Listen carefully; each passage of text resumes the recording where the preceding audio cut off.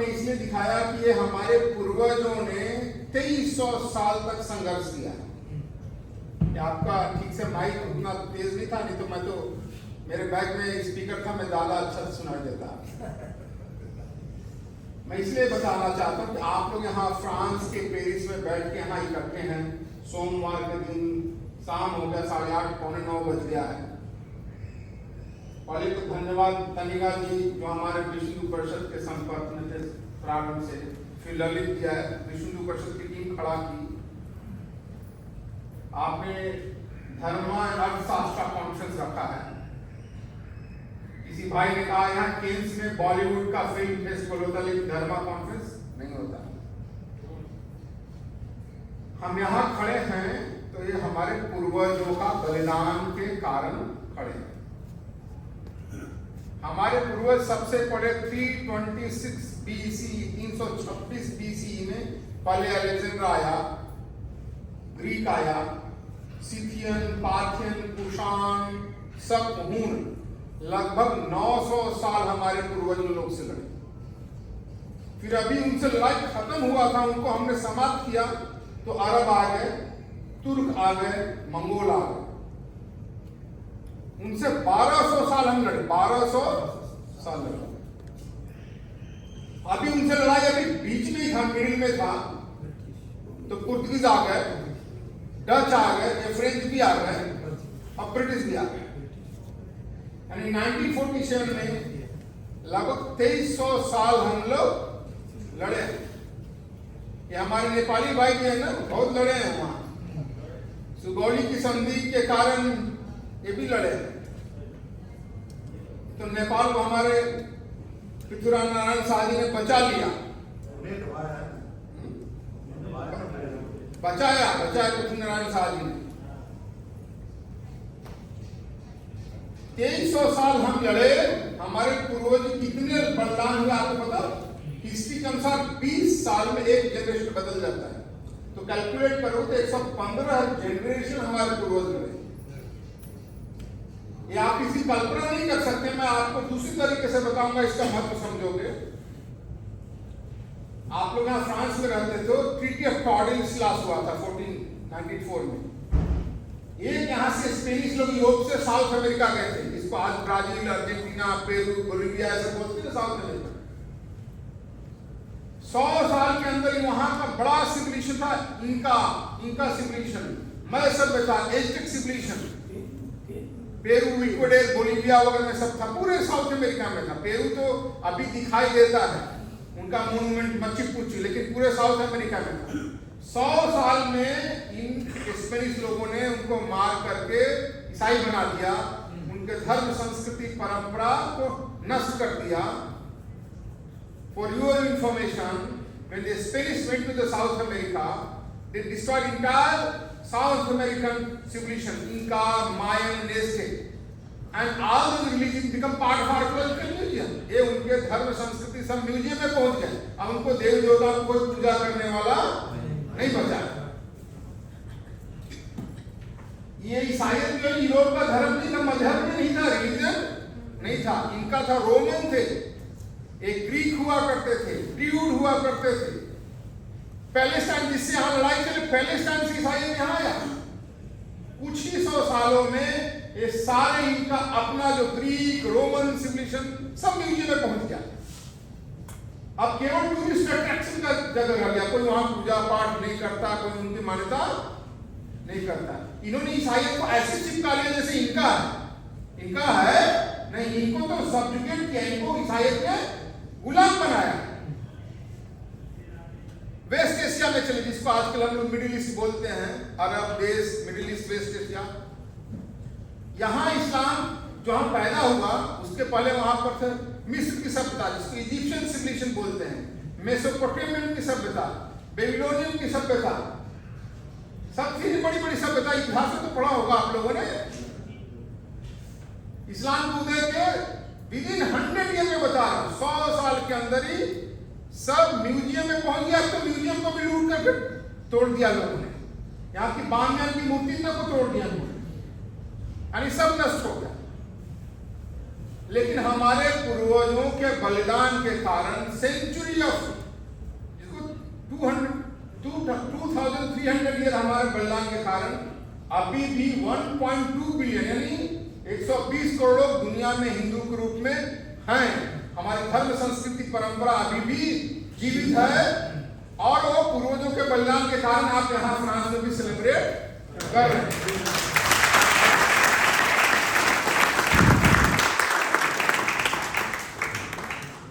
इसीलिए हमें उन पूर्वजों को याद करना है।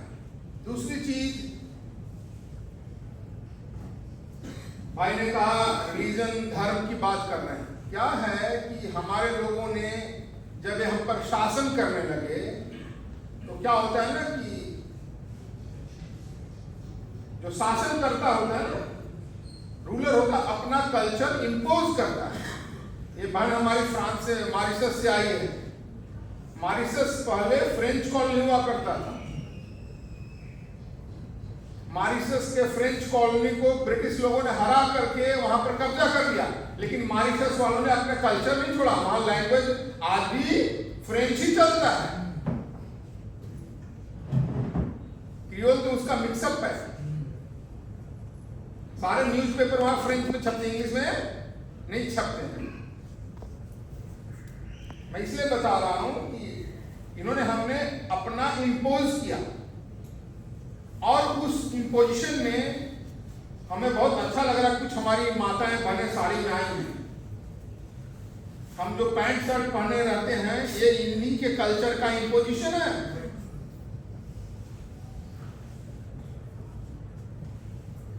अब वैसे ही हमें हमारे लोगों ने, हमारे विद्वान लोगों ने भी वैसे बनने की कोशिश की। हमारा तो धर्म है, मैं बताऊंगा हमारे पर रिलीजन धर्म में क्या अंतर है। रिलीजन डॉगमा को कहते हैं। रिलीजन क्या है? डॉगमा, अंधविश्वास को कहते हैं। आप गूगल में सर्च करोगे रिलीजन का मतलब to tie, to fast, to supernatural being. ऐसे मजहब जो सुपर नेचुरल है, कहीं 7th फ्लोर पर आता है या 4th फ्लोर पर आता है। हम उनके किताब में लिखा है 7वें आसमान पर या 4थे आसमान पर आता है। उनका गॉड जो सुपर नेचुरल जो भी गॉड है या शांति दूतों का क्या कहते हैं, अल्लाह मियाँ है, कहीं रहता है, उसके सामने आपको सरेंडर करना है जबरदस्ती। और उनका set system, set of belief system कहते हैं इसको, सेट ऑफ बिलीफ सिस्टम कहते हैं। उसको मानना है। जैसे बाइबल में पढ़ा जाता है वर्ल्ड इज फ्लैट, पृथ्वी चपटी है। बाइबल में पढ़ा जाता है पृथ्वी चपटी नहीं है, लेकिन सबको मानना पड़ता। आज भी बाइबल पर कोई क्वेश्चन नहीं कर सकता पृथ्वी चपटी है। तो ये सेट ऑफ बिलीफ सिस्टम है। और हमारे लोगों ने भी, क्योंकि वो हमारे को रूरल थे, हमारे लोगों ने भी कुछ कुछ ऐसा डॉक्ट्रिन बनाना शुरू किया कि हम भी वैसे लगे। जैसे पुराने लोगों ने देखा होगा कि हमारे लोग टाई कोट पहनते थे लेकिन पगड़ी बांधते थे। आप देखें ना फोटो, टाई कोट पहनेंगे लेकिन पगड़ी बांधेंगे। आजकल तो हम लोग के ऊपर बॉलीवुड हॉलीवुड का ऐसा असर हो गया कि हमने अपने पगड़ी उड़ी भी खत्म कर दी। तो हमारा क्या है? धर्म है। हमारा क्या है? धर्म है। ये हमारा आइडेंटिटी, हम हिंदू धर्म के मानने वाले हैं, ये हमारी आइडेंटिटी। इन लोगों ने हमें आइडेंटिटी को क्या बता दिया है? Bollywood and butter chicken. Hindu की आइडेंटिटी क्या बता दिया? Bollywood and butter chicken. और हम लोगों ने भी देश विदेश में जाकर क्या करना करते हैं? डांडिया, गरबा, भांगड़ा। इससे ज्यादा हम भी कुछ नहीं करते। सॉरी, मेरा इसके विरोध नहीं है, लेकिन डांडिया, गरबा, भांगड़ा से आपकी आइडेंटिटी, असली आइडेंटिटी पता नहीं चलेगी। हमारा रिच जो कल्चर है, सिविलाइजेशन है, ट्रेडिशन है, नॉलेज है, इसको नॉलेज ग्रुप में हाईलाइट करोगे तब उसको पता चलेगा। इसलिए हमारे लोगों को एक बताना है कि हम लोग केवल डांडिया, गरबा, भांगड़ा, होली, दिवाली करने वाले लोग नहीं है, हम मच मोर हैं।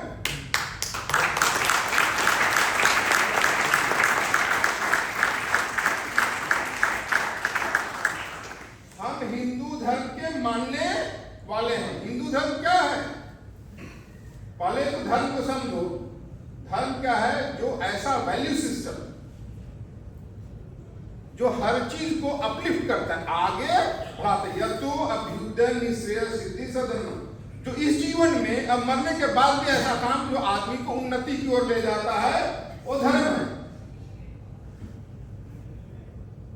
ये लोगों को बिहेविंग करना हमारा धर्म नहीं सिखाता। हमारा धर्म क्या कहता है? यतो अभ्युदय निश्रेय सिद्धि सधर्म। इस लोक में अब मरने के बाद भी जो आपको अभ्युदय करता है, वो धर्म है।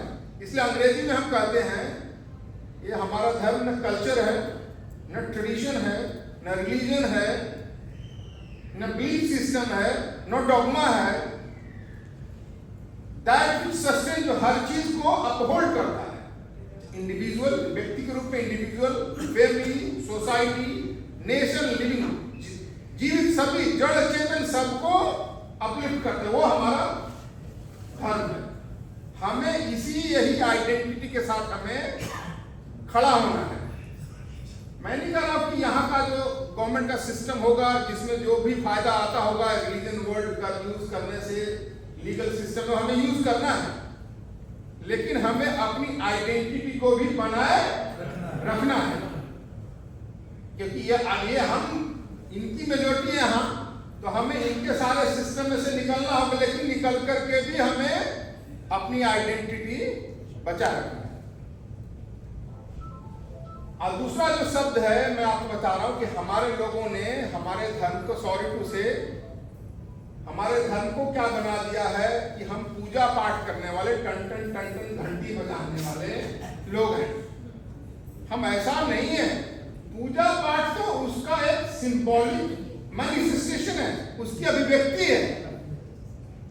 हम भगवान के सामने भोग लगाते हैं इसलिए नहीं कि भगवान वहां भोजन करेगा, लेकिन हम अपनी जनता को, हमारे लोगों को कैसे ग्रेटिट्यूड समझाओगे, क्योंकि भगवान का सब दिया हुआ उसके प्रति ग्रेटिट्यूड, जो समर्पण, रेस्पेक्ट कैसे समझाओगे, इसलिए भोग लगाते हैं। हमारे पूर्वज जानते थे कि सूरज बहुत दूर है, हम जो अर्घ पानी देते हैं सूरज तक नहीं पहुंचेगा डायरेक्टली। हमारे पूर्वज जानते थे, ऐसा हमें ज्ञान था, लेकिन हमें सूरज प्रकाश दे रहा है तो हमें संसार प्रकाश से चल रहा है। आज उसके प्रकाश की एनर्जी को लेकर सोलर में कन्वर्ट करके सब तो सूरज का ही दिया हुआ है, तो उसके प्रति ग्रेटिट्यूड कैसे दिखाओगे, उसके प्रति आप रेस्पेक्ट कैसे समझाओगे? केवल किताब में लिखने से रेस्पेक्ट नहीं होगा। जैसे योग में ये सारे आप जानते हैं, एक पेटा है, पेटा संस्था जानते हो, इतने हिपोक्रेट लोग हैं, prevention of ethical treatment of animal, दिन में रोज मांस खाएंगे, सब मांस खाते हैं, लेकिन एनिमल पर क्रूअल्टी नहीं होनी चाहिए। कितना हिपोक्रेसी है ना? हम लोग ऐसे हिपोक्रेट समाज नहीं है। तो हमारा समाज तो हर चीज के प्रति वही श्रद्धा और रिस्पेक्ट करता है। ये हमारा हिंदू धर्म सिखाता है। और ये हिंदू धर्म, मैंने बोला ना कि ये जो ग्रेटिट्यूड है, हम सारा पूजा पाठ फेस्टिवल है ना, मैं अभी टाइम नहीं है तो घंटों बताऊंगा, यह सब नॉलेज है। आप शंकर भगवान के मंदिर में जाते हैं ना, और आपने नंदी को देखा है बैठे हुए? नंदी को ध्यान से देखो, उसके 4 पैर होते हैं, है ना? 4 पैर में 3 पैर, 2 पिछला और एक अगला पैर पूरा मुड़ा होता है। क्यों मुड़ा होता है? किसको पता है? यही चीज हमारे लोगों को, हमारे कथाकार प्रवचनकार को बताना चाहिए, लेकिन हमारे सारे कथाकार प्रवचनकार राधे राधे गाते चलो आएंगे बिहार, यही बताते हैं, ज्ञान की बात नहीं करते। मैं इसलिए बता रहा हूं, क्यों बताते हैं कि संस्कृत में धर्म को वृषभ को धर्म कहते हैं, संस्कृत में वृषभ शब्द को धर्म कहते हैं, और वृषभ शब्द बैल को भी कहते हैं। तो धर्म को बैल में इमेजिन करके बताया है, धर्म को बैल में इमेजिन करके बताया है, क्योंकि आम जनता को हर समय फिलॉसफी का ज्ञान नहीं दे सकते। तो भगवान शंकर क्या है? महाकाल।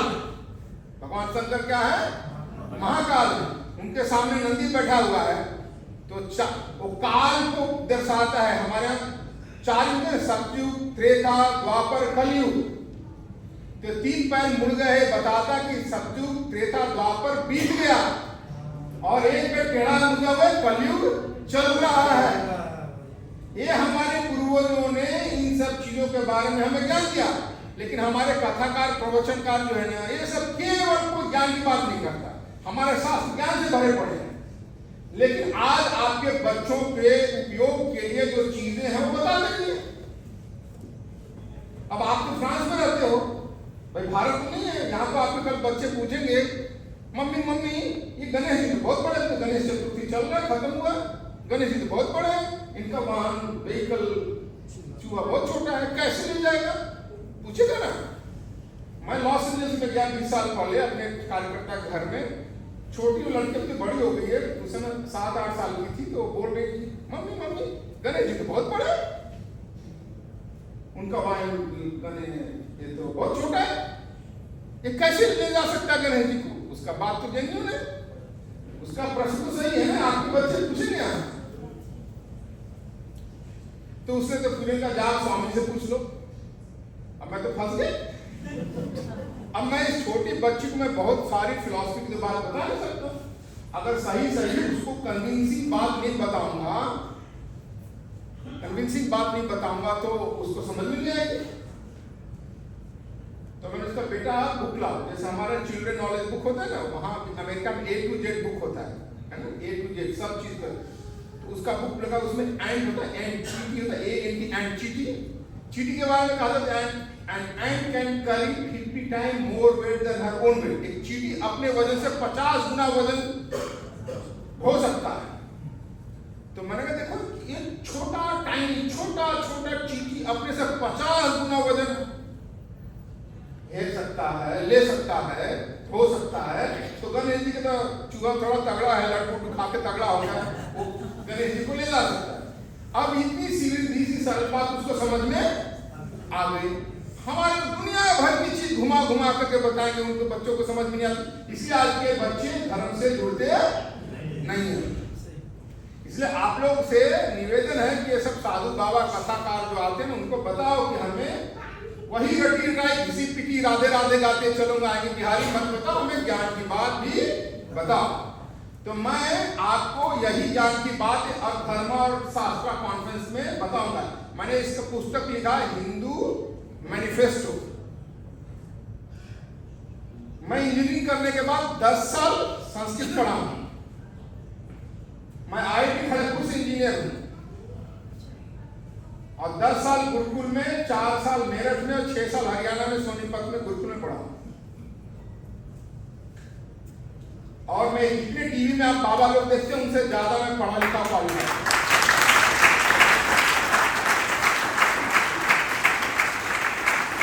मैं भी कथा प्रवचन कर सकता हूं लेकिन नहीं करता। मैं अभी आ रहा हूं जर्मनी से, हमारा नेशनल हिंदू कॉन्फ्रेंस था कि हमें इस देश में अब रह रहे हैं तो हमें अपने आप को क्वेश्चन करना होगा। तो पहला मैं इसलिए बता रहा हूं कि हमारा सारा फोकस है हिंदू धर्म को जगाओ, संगठित करो और अपनी प्रतिष्ठा बढ़ाओ। तो पहला हमारा अर्थशास्त्र क्या है? धर्मस्य मूलम अर्थः। चाणक्य क्या कहते हैं? धर्म का मूल क्या है? अर्थ है। आप गांव में तो बोलते हैं भाई भूखे भजन न होने को पाला, वही बात है, सिंपल में वही है, धर्मस्य मूलम अर्थः। इकोनॉमिक प्रॉस्पेरिटी है ना, वही धर्म का मूल है। हमारे सारे साधु संत कहते संसार मिथ्या है, माया है, यही बोलते हैं ना, लेकिन दक्षिणा सत्य है। दक्षिणा सत्य है, दक्षिणा माया नहीं है। संसार मिथ्या है, माया है, लेकिन दक्षिणा सत्य है। लेकिन हमारा शास्त्र ऐसा नहीं कहता है। हमारा शास्त्र कहता है कि धन कमाना भी धर्म है। आप यहाँ फ्रांस में धन कमाने तो आए हो, कोई धर्म लेने तो नहीं आए हो, ईसाई बनने तो नहीं आए थे। हमारा तो का शास्त्र बृहत्तम धर्म इच्छति, those who are seeking great wealth, that is also dharma. Seeking great wealth is also considered dharma. अधर्म नहीं है, माया नहीं है। क्योंकि मैं इसलिए बता रहा हूं आज भारत में देखो, पंजाब में बहुत सारे ईसाई बन रहे हैं ना, मैक्सिमम। पंजाब तो भूखा नंगा राज्य नहीं, अच्छा समृद्ध राज्य, वहां भी ईसाई बन रहे हैं। दक्षिण में Pondicherry, Tamil Nadu, lots of people have become Christian, not because Christianity is a very scientific religion. Christian बनने इसलिए नहीं कि बहुत साइंटिफिक रिलीजन है, क्रिश्चियन बन गए कि ये पैसे का लोभ लालच देते हैं, स्पेशली आदिवासियों को। सभी को। अब आदिवासी को क्यों बात करो? पंजाब वाले कौन से आदिवासी हैं? स्पेशली उनको कन्वर्ट इसलिए कर रहे हैं। भाई तुम आदिवासी को क्यों बोल रहे हो? तुम पंजाब में कौन से आदिवासी है? सबसे ज्यादा कन्वर्शन वहां हो गया है। मैं इसलिए बता रहा हूं, क्यों कि उन्होंने अपने रिलीजन को प्रॉस्पेरिटी से जोड़ दिया है, और हमारे लोगों ने जो प्रॉस्पेरिटी को माया बता दिया, झूठा। हमारा शास्त्र कहता है बृहंतम धर्म उच्यते।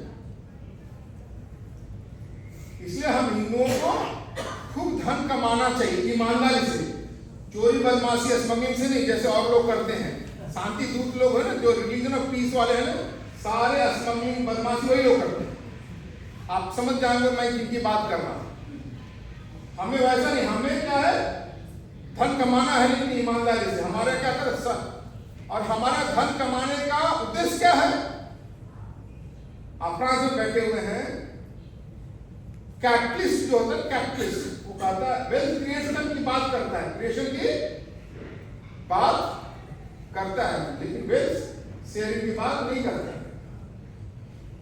सोशलिस्ट, कम्युनिस्ट वेल्थ डिस्ट्रीब्यूशन की बात करता है, लेकिन वेल्थ क्रिएशन की बात नहीं करता। हिंदू क्या चाहता है? हमारा वेद क्या कहता है?